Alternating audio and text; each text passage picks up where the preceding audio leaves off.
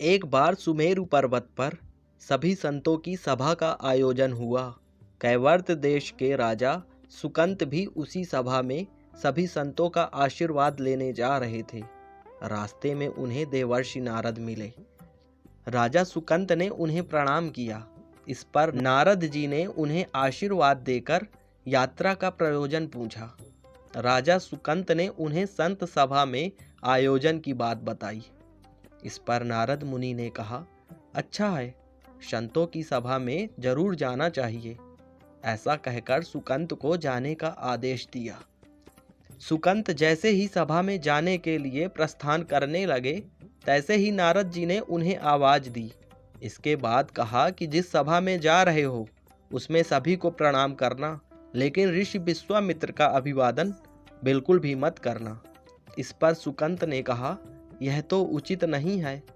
तब श्री नारद जी ने कहा कि तुम भी राजा हो, वह भी पहले राजा ही थे, अब संत हो गए हैं, मत करना प्रणाम।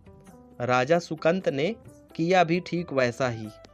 सभा के समाप्त होते ही विश्वामित्र जी श्री राम से मिलने पहुंचे। वहां पहुंचकर उन्होंने बताया कि उनका अपमान हुआ है, वह इसे भूल भी जाते, लेकिन यह तो संत परंपरा का अपमान है।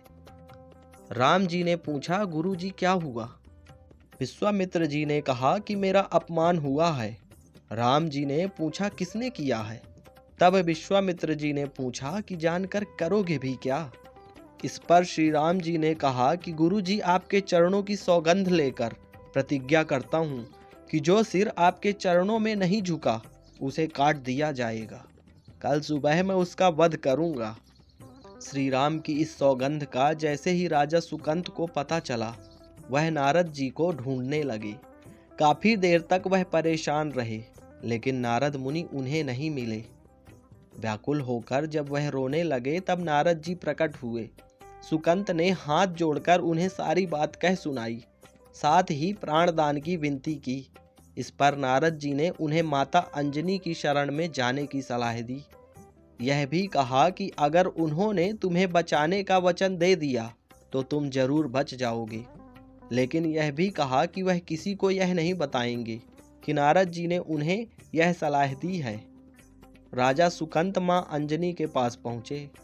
राजा सुकंत के रोने की आवाज सुनकर माता अंजनी बाहर आईं। तब उन्होंने कहा कि माता मुझे बचा लें, अन्यथा विश्वामित्र जी मुझे मार डालेंगे। इस पर माता अंजनी ने सुकंत को उसके प्राण बचाने का वचन दिया। उन्होंने कहा कि तुम मेरी शरण में हो, तुम्हें कोई नहीं मार सकता। इसके बाद राजा सुकंत को विश्राम करने के लिए कहा। शाम ढले जब हनुमान जी माता अंजनी के पास पहुंचे तो उन्होंने सारी बात बताई, लेकिन सुकंत को बुलाने से पहले पवन सुत से सौगंध लेने को कहा। तब श्री हनुमान जी ने कहा कि वह श्री राम के चरणों की सौगंध लेते हैं कि वह सुकंत के प्राणों की रक्षा करेंगे। माता अंजनी ने राजा को बुलाया। हनुमान जी ने पूछा, कौन तुम्हें मारना चाहता है? तब सुकंत ने बताया कि श्री राम उन्हें मार डालेंगे। इतना सुनते ही माता अंजनी हैरान रह गईं। उन्होंने कहा कि तुमने तो विश्वामित्र जी का नाम लिया था। तब राजा ने कहा कि नहीं, वह तो मरवा डालना चाहते हैं, लेकिन मारेंगे तो राम ही। हनुमान जी ने राजा सुकंत को उनकी राजधानी में छोड़ा और श्री राम के दरबार में पहुंचे। वहां पहुंचकर उन्होंने राम जी को प्रणाम किया और उनसे पूछा कि प्रभु आप कहाँ जा रहे हैं? तब मर्यादा पुरुषोत्तम ने बताया कि वह राजा सुकंत का वध करने जा रहे हैं। हनुमान जी ने कहा, प्रभु उसे मत मारिए। राम जी ने कहा कि वह तो अपने गुरु की सौगंध ले चुके हैं, अब पीछे नहीं हट सकते। हनुमान जी ने कहा, प्रभु मैंने उसके प्राणों की रक्षा के लिए अपने इष्ट देव यानी कि आपकी सौगंध ली है। तब राम जी कहते हैं कि ठीक है, तुम अपना वचन निभाओ, मैं तो उसे मारूंगा। हनुमान जी राजा सुकंत को लेकर पर्वत पर पहुंचे और राम नाम का कीर्तन करने लगे।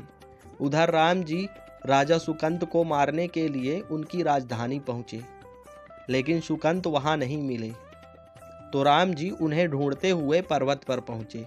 वहां हनुमान राम मंत्र का जाप कर रहे थे। राम जी को देखते ही सुकंत डर गए उन्होंने कहा कि अब तो राम जी उन्हें मार ही डालेंगे। वह बार बार हनुमान जी से पूछते हैं कि हम बच तो जाएंगे ना।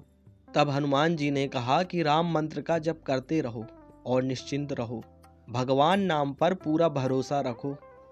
लेकिन वह काफी डरे हुए थे, तो हनुमान जी ने सुकंत को राम नाम मंत्र के घेरे में बैठा दिया। इसके बाद राम नाम जपने लगे। राम जी ने राजा सुकंत को देखकर जब बाण चलाना शुरू किया तो वह राम नाम के मंत्र के आगे विफल हो जाते। राम जी हताश हो गए कि क्या करें। यह दृश्य देखकर श्री लक्ष्मण जी को लगा कि हनुमान जी भगवान राम को परेशान कर रहे हैं, तो उन्होंने स्वयं ही हनुमान जी पर बाण चला दिया। लेकिन यह क्या, उस बाण से पवन सुत के बजाय श्री राम मूर्छित हो गए। यह देखते ही लक्ष्मण जी दौड़ पड़े और देखते हैं कि बाण तो हनुमान जी पर चलाया था, लेकिन मूर्छित राम जी कैसे हो गए। तब उन्होंने देखा कि पवन सुत के हृदय में श्री राम बसते हैं। राम जी जैसे ही होश में आए वह हनुमान जी की ओर दौड़े। उन्होंने देखा कि उनकी छाती से रक्त बह रहा है। वह हनुमान जी का दर्द देख नहीं पा रहे थे।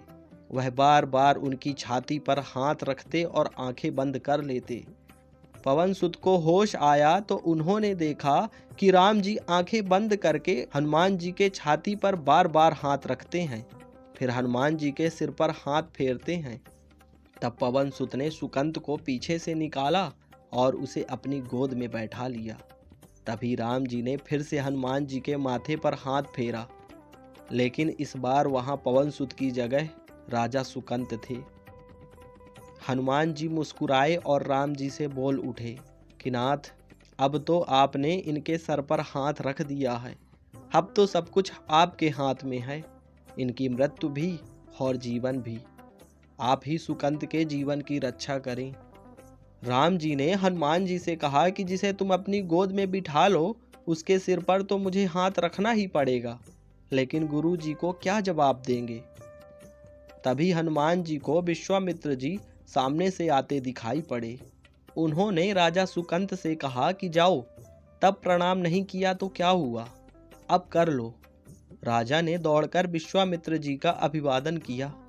वह भी प्रसन्न हो गए और बोले, राम, इसे क्षमा कर दो। मैंने इसे क्षमा कर दिया, क्योंकि संत का काम मिटाना नहीं बल्कि सुधारना होता है। यह भी सुधर गया है। उन्होंने सुकंत से पूछा कि संत का सम्मान न करने की सलाह तुम्हें किस कुसंग में मिली। राजा सुकंत विश्वामित्र जी से कुछ कहते कि इससे पहले नारद मुनि प्रकट हो गए। उन्होंने सारी घटना कह सुनाई। तब विश्वामित्र जी ने पूछा कि नारद, तुमने ऐसी सलाह क्यों दी। तब नारद जी ने कहा कि अक्सर ही लोग मुझसे पूछते थे कि राम बड़े या राम का नाम बड़ा, तो मैंने सोचा कि क्यों न कोई लीला हो जाए कि लोग अपने आप ही समझ लें कि भगवान से अधिक भगवान के नाम की महिमा है। तो बस यही थी कहानी। जोर से बोलिए जय श्री राम। और हाँ, हमारी इस वीडियो को लाइक कर दीजिएगा।